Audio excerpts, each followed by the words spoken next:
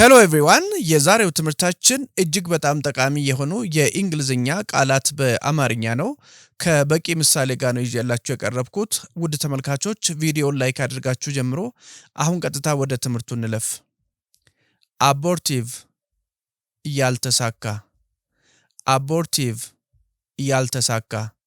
አንድ ነገር ሳይሳካ ሲቀር አቦርቲቭ ይባላል። ለምሳሌ their plan proved abortive እቅዳቸው አልተሳካም።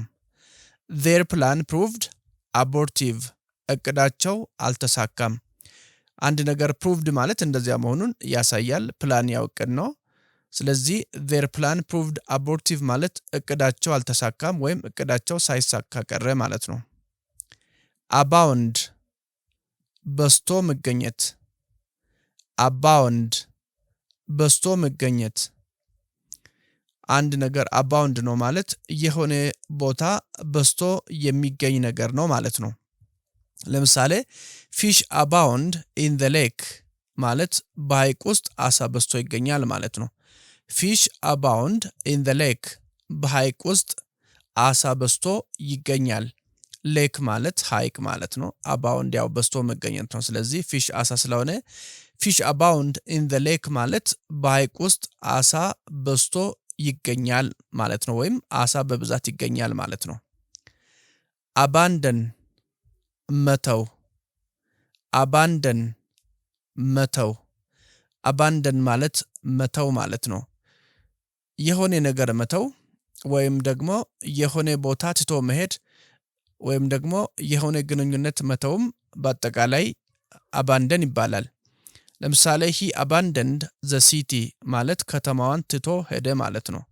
he abandoned the city ከተማዋን ትቶ ሄደ ወይም ከተማዋን ትቷት ሄደ ማለትም እንችላለን።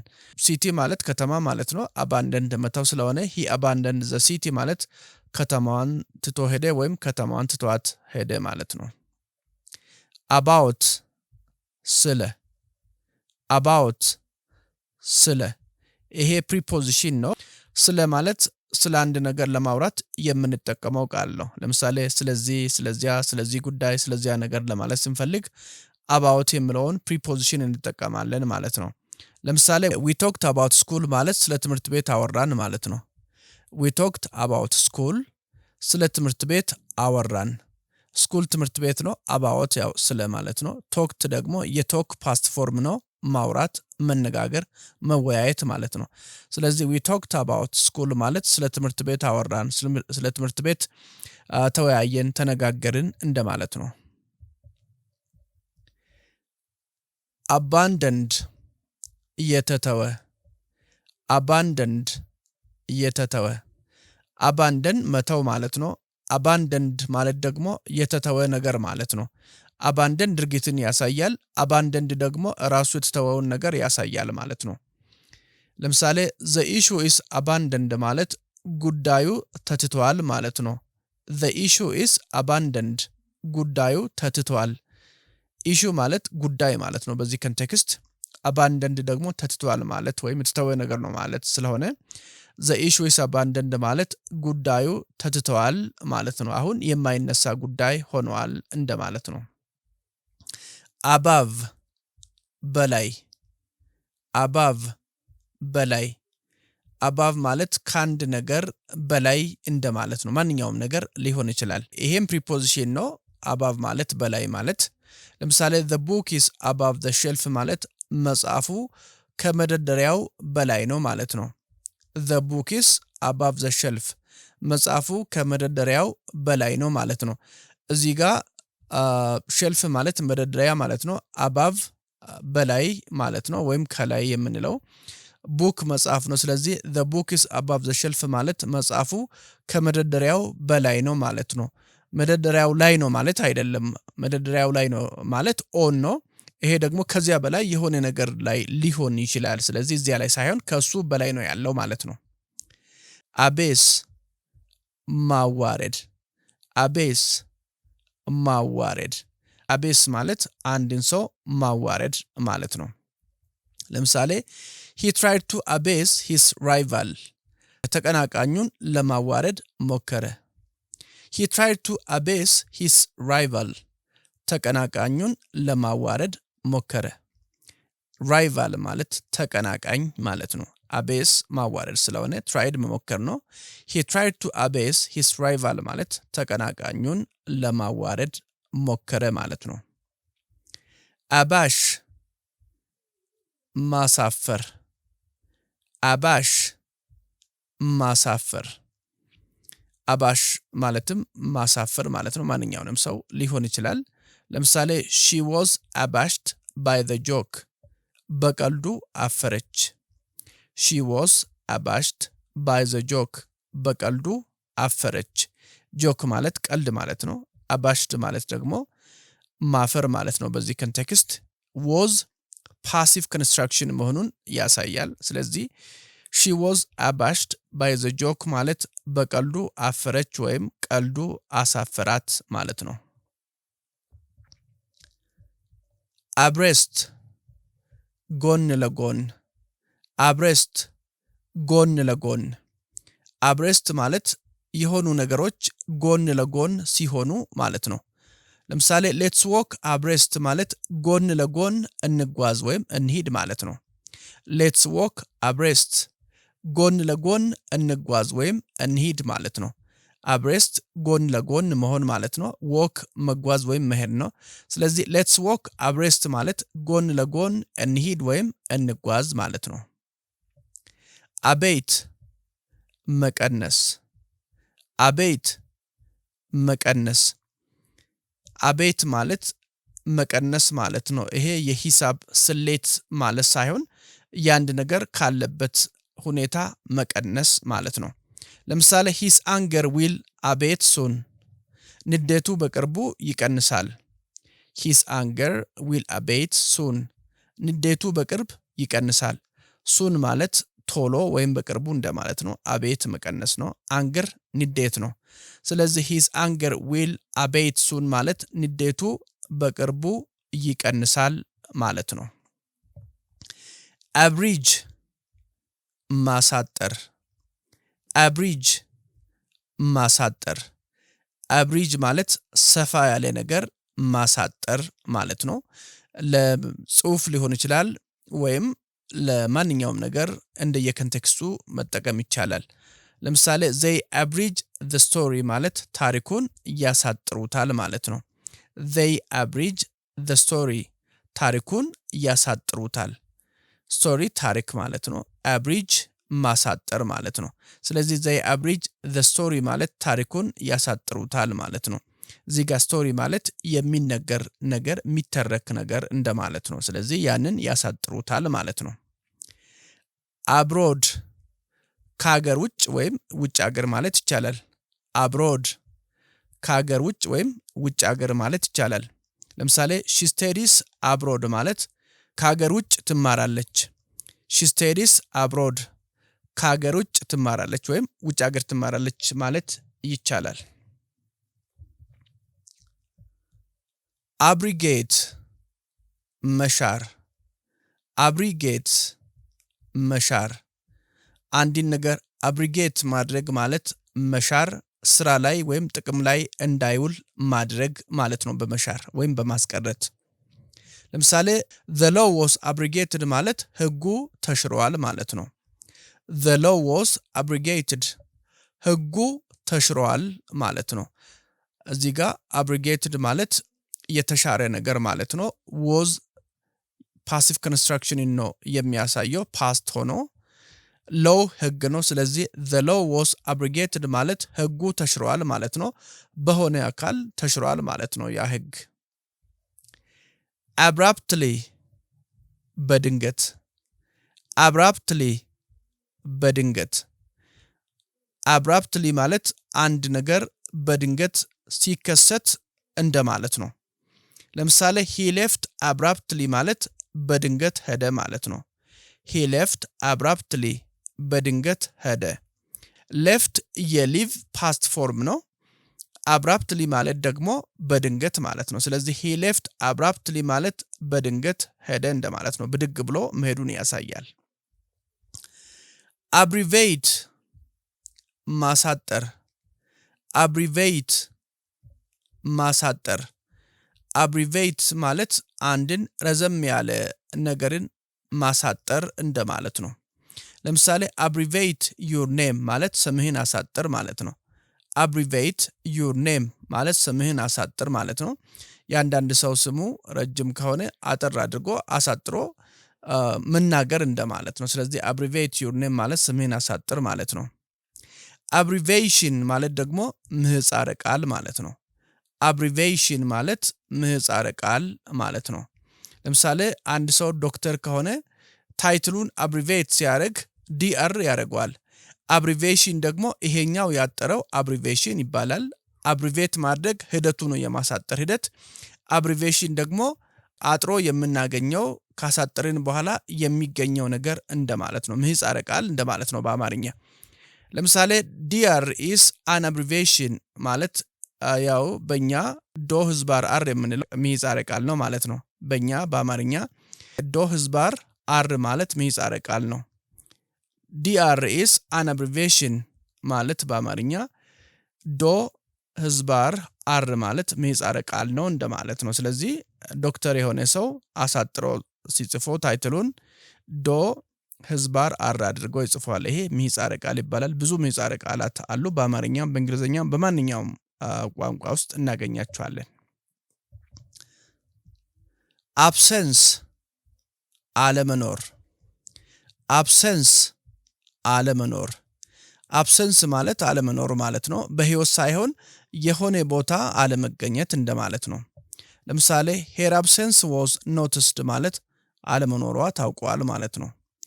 ሄር አብሰንስ was noticed አለመኖሯ ታውቋል ማለት ነው። የሆነ ቦታ አለመኖሯ ወይም አለመገኘቷ ታውቋል ማለት ነው። ለምሳሌ ስብሰባ ወይም የሆነ ፕሮግራም ሊሆን ይችላል። ስለዚህ አብሰንስ ማለት እዚያ ላይ ያለመገኘቷን ያሳያል ማለት ነው። አብዲኬት ስልጣን መልቀቅ።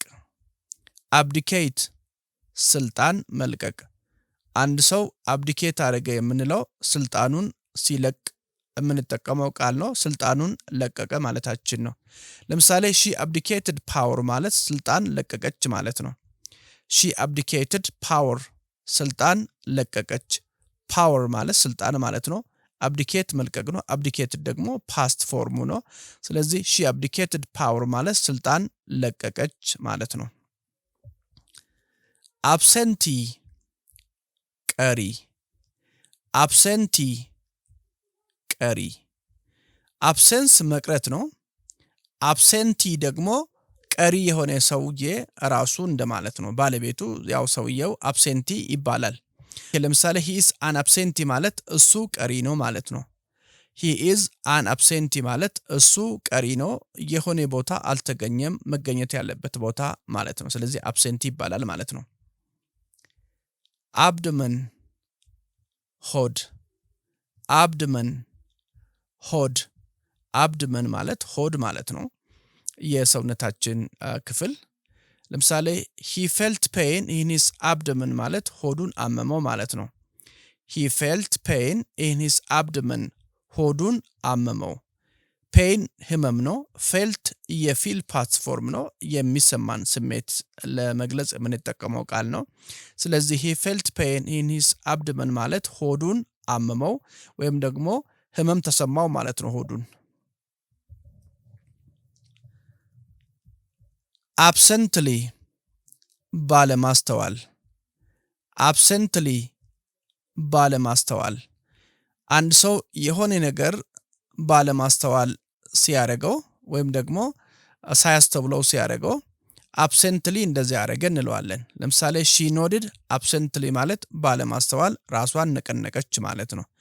she nodded absently ባለማስተዋል ራሷን ነቀነቀች ማለት ነው። አብሰንትሊ ያው ሳታስተውለው እንደማለት ነው። ኖድ ማድረግ ማለት ራሳችንን መነቅነቅ ነው። ኖድድ ደግሞ ፓስት ፎርሙ ነው። ስለዚህ she nodded absently ማለት ባለማስተዋል ራሷን ነቀነቀች ማለት ነው። ለምሳሌ አንድ ሰው የሆነ ነገር ሲያወራ ኖድ ስናደርግ ያ ነገር እንደገባን ወይም ደግሞ እንዳስተዋልን ለማስመሰል ያው ራሳችንን መነቅነቅ እንችላለን። ነገር ግን አብሰንትሊ ደግሞ ሲሆን የሆነ ነገር እያሰባችሁ እንዲሁ በደመነፍስ ያንን ነገር ማድረግ እንደማለት ነው። absolute ፍጹም absolute ፍጹም አንድ ነገር absolute ማለት ፍጹም የሆነ እንከን የሌለው የተሟላ ነገር እንደማለት ነው።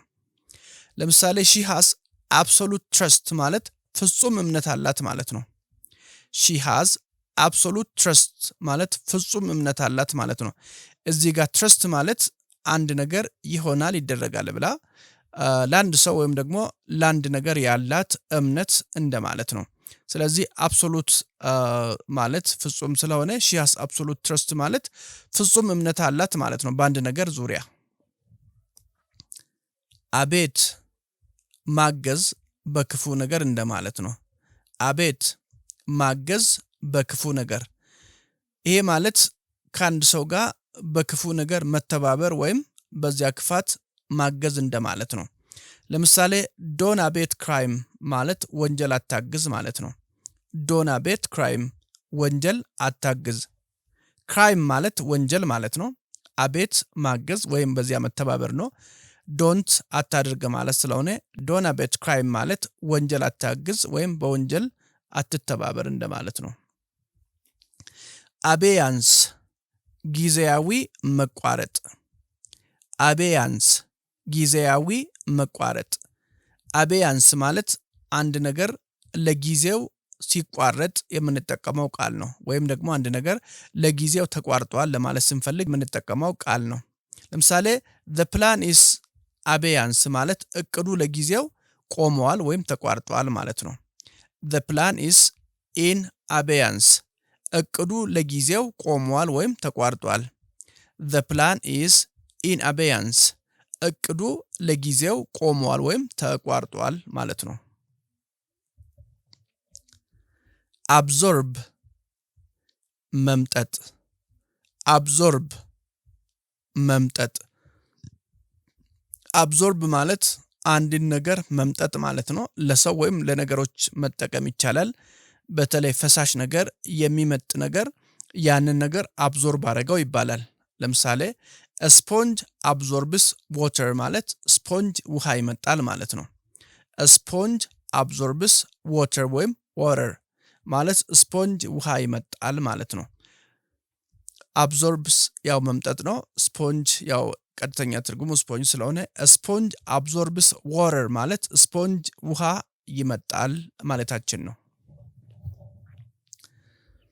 abhor መጸየፍ abhor መጸየፍ ወይም አንድ ነገር መጥላት እንደማለት ነው። ለምሳሌ I abhor theft ማለት ስርቆት እጠላለሁ ማለት ነው። I abhor theft ማለት ስርቆት ወይም ሌብነት እጠላለሁ ወይም እጸየፋለሁ ማለትም እንችላለን። abhorrence አጸያፊ abhorrence አጸያፊ abhor ያው verb ነው አንድን ነገር ድርጊትን የሚያሳይ ነገር ነው። መጸየፍ ስንል ድርጊት አመልካች ቃል ነው ግስ ነው። እዚህ ጋር abhorrence ደግሞ እንደ አብስትራክት ናውን የምንጠቀመው ቃል ነው። አጸያፊ ነገር ለነገሩ ራሱ abhorrence እንላለን። ለሚያጸይፍ ነገር አጸያፊ ነገር ነው ለማለት የምንጠቀመው ነው። ለምሳሌ he felt abhorrence for cruelty ማለት ለጭካኔ ጥላቻ ተሰማው ማለት ነው። he felt abhorrence for cruelty ማለት ለጭካኔ ጥላቻ ተሰማው ማለት ነው። cruel ማለት ጨካኝ ማለት ነው። cruelty ማለት ደግሞ ጭካኔ ማለት ነው። ስለዚህ abhorrence አጸያፊ ነገር ስለሆነ he felt abhorrence for cruelty ማለት ለጭካኔ ጥላቻ ተሰማው ማለት ነው።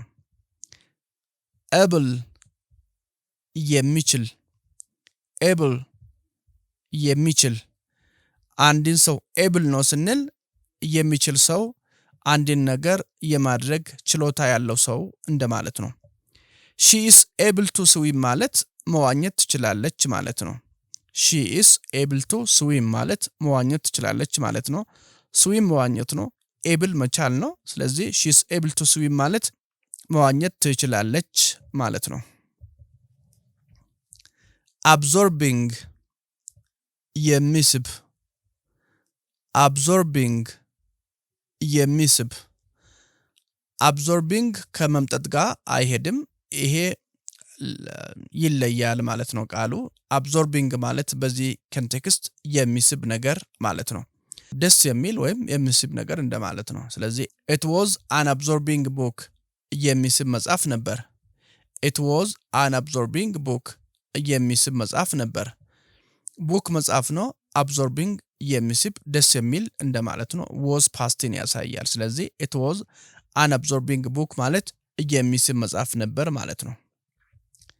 abide መታገስ abide መታገስ መቻል ወይም አንድን ነገር ማክበር ማለትም ሊሆን ይችላል። ለምሳሌ ህግ ከሆነ ያው ያንን ህግ ማክበር እንደማለት ነው። ለምሳሌ I cannot abide this thing ማለት ይህን ነገር መታገስ አልችልም ማለት ነው። I cannot abide this thing ይህን ነገር መታገስ አልችልም። thing ነገር ማለት ነው። abide መቻል ወይም መታገስ ነው። cannot ማለት ማድረግ አልችልም ማለት ነው አንድን ነገር። ስለዚህ I cannot abide the thing ማለት ይህን ነገር መታገስ አልችልም ማለት ነው። ability ችሎታ ability ችሎታ ability ማለት አንድን ነገር የማድረግ ችሎታ ማለት ነው። አንድ ሰው able ማለት የሚችል ሰው ነው።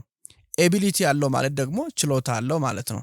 ለምሳሌ his ability impressed us ማለት ችሎታው አስደነቀን ማለት ነው። his ability impressed us ችሎታው አስደነቀን።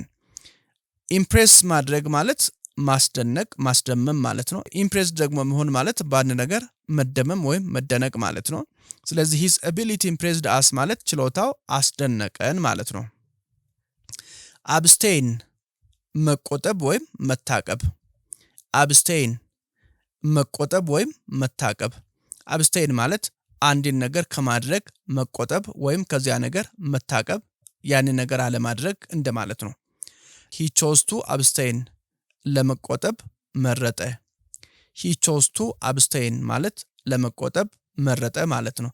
abstain ያው መቆጠብ ነው። chose የchoose past form ነው። አንድን ነገር መምረጥ እንደማለት ነው። ስለዚህ he chose to abstain ማለት ለመቆጠብ መረጠ ማለት ነው። ከማድረግ ያለማድረግ ግን መረጠ ማለት ነው። ከትምህርቱ እንደተጠቀማችሁ እርግጠኛ ነኝ። ቪዲዮን ላይክ አላደረጋችሁ ላይክ አድርጉልን። ሐሳብ አስተያየት ደግሞ ካላችሁ ሐሳብ አስተያየቶቻችሁን በኮሜንት መልክ እንድትሰጡን እንጠይቃችኋለን።